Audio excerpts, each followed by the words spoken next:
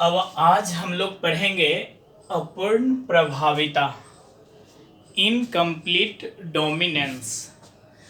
उसी को कहते हैं मेंडल के प्रथम नियम का अपवाद नियम। ये परीक्षा में बहुत बार आए हैं। ऑब्जेक्टिव क्वेश्चन कुछ तरह के ऑप्शन रहेगा, जैसे मेंडल के प्रथम नियम का अपवाद नियम है, तो क्या जवाब मिलता है? अपूर्ण प्रभाविता। वो कैसे है ना, ये तो याद हो गया कि मेंडल के प्रथम नियम का अपवाद नियम, तो अपूर्ण प्रभाविता, इनकम्प्लीट डोमिनेंस। लेकिन कैसे, तो कैसे ये समझिएगा कुछ।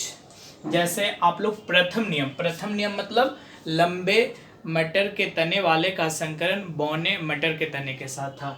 मतलब कि एक लंबे मटर के पौधे का संकरण बौने मटर के पौधे के साथ जब कराया गया था तो परिणाम मिले थे F1 पीढ़ी में, फर्स्ट जनरेशन में, इस तरह का कि लंबेपन बौनेपन दोनों के गुण मौजूद थे, लेकिन आपने क्या जाना था कि इस बौनेपन का गुण छुप जाता है और इसका नाम फेनोटाइप के आधार पर लंबा हो जाता है। यानी यहाँ पर अपना प्रभाव डोमिनेंस कौन दिखा रहा है? ये लंबापन का जीन, यानी बौनापन है फिर भी लंबेपन के सामने वो अपना प्रभाव नहीं दिखा पाता है, सिर्फ दिखाता कौन है? कैपिटल टी, मतलब लंबा। तो ये तो प्रभाव हो गया किसका? कैपिटल टी का। किसके ऊपर? स्मॉल टी के ऊपर। उसी तरह यहाँ देखना है, क्या आपने देखा कि एक लंबे मटर के पौधे का संकरण बौने मटर के पौधे के साथ होता है, तो F1 पीढ़ी में लंबेपन बौनेपन दोनों के जो जीन है वो मौजूद होते हैं, लेकिन प्रभाव किसका दिखाई देता है? तो प्रभाव लंबेपन का दिखाई देता है, इसलिए ये तो प्रभाविता है। लेकिन यहाँ क्या बोल रहा है? अपूर्ण प्रभाविता, है ना, अपूर्ण प्रभाविता। तो ये अपूर्ण का मतलब प्रभाव तो है लेकिन पूरा नहीं। अब अपवाद क्यों कहते हैं, जरा सा समझिएगा इधर, कि मेंडल का जो प्रयोग था एक संकरण, उस प्रयोग को आधार मानकर फूलों के रंग पर, है ना, आपको याद होगा मेंडल ने मटर के कितने जोड़ी लक्षणों पर प्रयोग किए? तो 7। उसमें थे एक फूलों के रंग, फूलों के रंग में 2 कैरेक्टर थे, एक डोमिनेंट्स और एक रिसेसिव, एक प्रभाविता और दूसरा अप्रभाविता, एक प्रभावी और एक अप्रभावी। तो प्रभावी में क्या थे? रेड थे, और अप्रभावी में व्हाइट था, है ना, लाल और सफेद। तो देखेंगे इधर ये क्या था। हाँ, तो लाल को रेड बोलते हैं, जिस तरह से कैपिटल टी का मतलब टॉल, कल पढ़े थे रॉन्ड, बीजों के आकार पर, है ना, तो कैपिटल आर मतलब रॉन्ड, तो स्मॉल आर का मतलब रिंकल्स, है ना, कैपिटल वाई का मतलब येलो पीला, लेकिन जब हरा जानना आया था तो स्मॉल वाई का प्रयोग किए थे। ठीक उसी तरह से रेड, तो आर ये लाल। सोचिए व्हाइट कैसे लिखाएगा? डब्ल्यू से, जी नहीं, क्या इसी का रहेगा कैरेक्टर, लेकिन वो स्मॉल में रहेंगे, यानी ये। तो ये हो गया रेड, लाल हो गए, और ये सफेद, व्हाइट। अब आगे की बात, क्या इस तरह से युग्मक बनेंगे?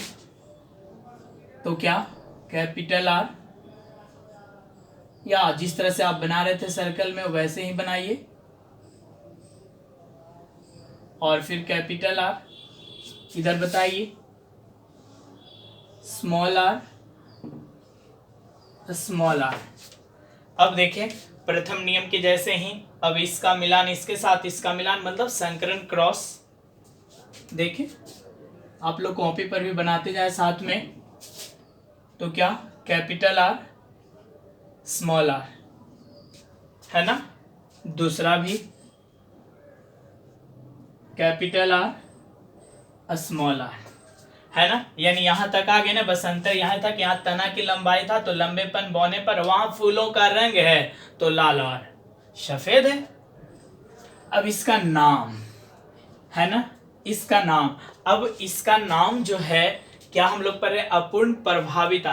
तो आपके अनुसार जब सिखाया गया कि जब बड़ा टी छोटा टी हो तो नाम देंगे लंबा। कल की बात याद करिए, बीजों के आकार की, अगर ये राउंड था गोलाकार और ये झुड़ीदार था तो नाम था क्या? गोलाकार। ये पीले थे और ये हरे थे, लेकिन नाम क्या हुआ था? पीला। तो आप सोच रहे हो अच्छा तो इसका मतलब रेड, इसका मतलब सफेद, तो इसमें बड़ा वाला कौन है, कैपिटल और कैपिटल आर का मतलब लाल, तो इसका नाम लाल। अब ये गलत है, यह क्या होता है, पिंक होता है, गुलाबी होते हैं। अब है अपवाद कि नहीं, जैसे अब देखिए यहाँ लंबा, यहाँ बौना, तो आया था लंबा। उसी तरह से जब हम लोग रखे थे पीला गोलाकार, तो आया गोलाकार पीला। लेकिन यहाँ देखिए रखे हैं लाल और रखे हैं सफेद, आके आ गया गुलाबी। है अपवाद कि नहीं, बिल्कुल है कि हम रखे लाल और हम रखे सफेद, लेकिन आके आ गया गुलाबी आ गया।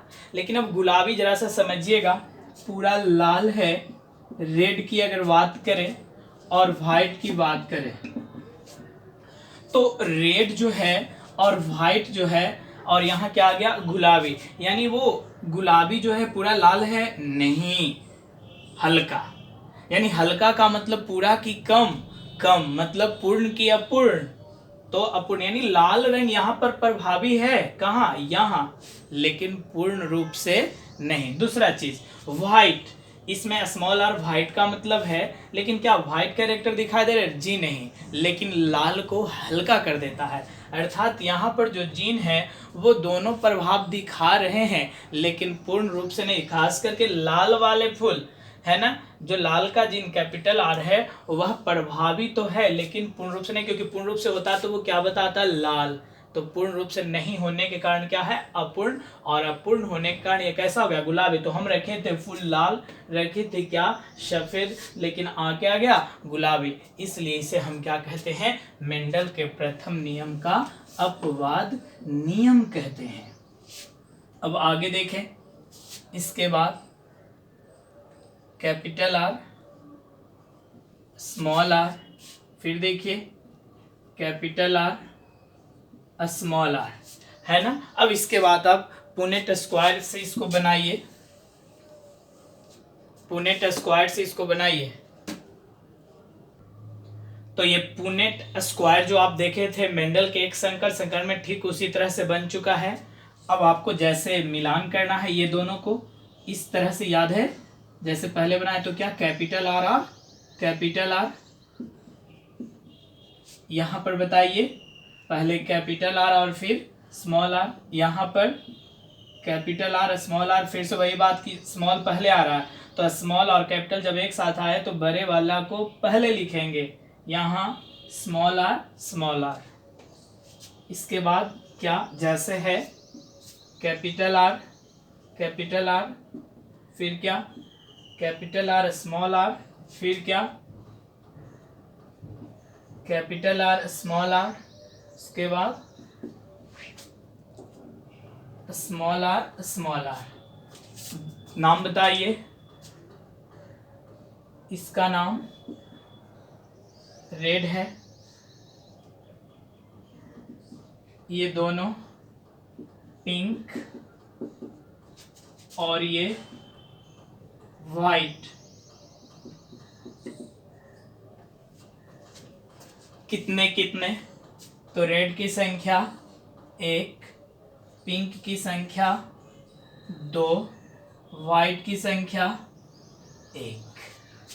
यह है इसका रिजल्ट, जीनोटाइप एंड फेनोटाइप।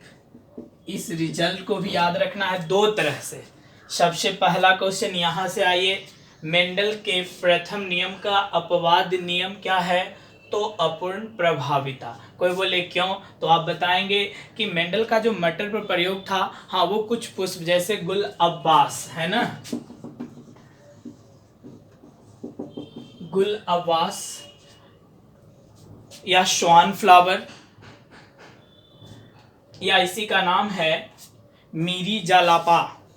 तो इन पौधे के फूल जो, या उसी को बोल सकते हैं 4 o'clock फ्लावर, हाँ क्योंकि शाम को 4 बजे के आसपास ये फूल खिलते हैं, इसलिए इसे 4 o'clock फ्लावर कहते हैं। तो 4 o'clock फ्लावर के जो लाल पुष्प थे और सफेद पुष्प, उनके भी जब संकरण कराया तो F1PD का जो पौधा है ना, लाल था ना ही सफेद, कैसा था, गुलाबी, इसलिए इसे अपवाद कहते हैं। तो इसका जीनोटाइप और फिनोटाइप रेशियो क्या है 1:1, जिसमें एक क्या है रेड, 2 क्या है पिंक और एक क्या है वाइट। सबके नाम बता दीजिए। ये पेरेंट्स है, ये जैसे गैमेट्स, ये क्या F1 जेनरेशन, फिर से ये क्या है गैमेट्स, और ये सब के सब F2 जेनरेशन।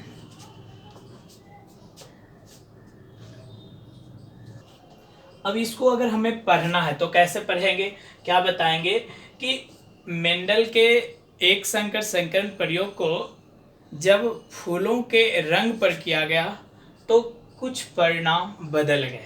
कैसे कि मेंडल ने जब गुल अब्बास या फोरो क्लॉक फ्लावर या मिरीजालापा के फूलों पर जब प्रयोग किए, कैसे फूल जिसमें एक लाल फूल वाले पौधे और दूसरे सफेद फूल वाले पौधे के बीच जब क्रॉस पॉलिनेशन, याद रखेंगे हमेशा सबसे पहले क्रॉस पॉलिनेशन है ना, पर परागन, और यहाँ क्या होता है सेल्फ पॉलिनेशन।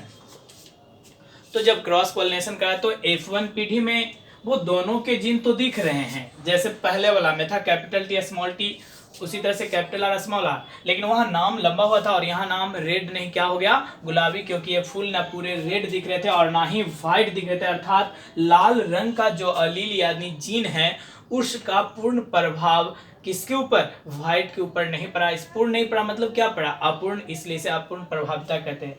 पुनः जो F1 पीढ़ी का जो प्लांट्स हैं उनके बीच स्वपरागन कराया जाता है तो F2 पीढ़ी में जीनोटाइप और फेनोटाइप के आधार पर एक लाल, 2 गुलाबी और एक व्हाइट आते हैं। अर्थात मेंडल के अपूर्ण प्रभाविता जो नियम हमने अपवाद बताया कि मेंडल के प्रथम नियम का अपवाद नियम अपूर्ण प्रभाविता, उसका जीनोटाइप रिजल्ट 1:1 और फेनोटाइप रिजल्ट भी क्या आता है 1:1 आता है।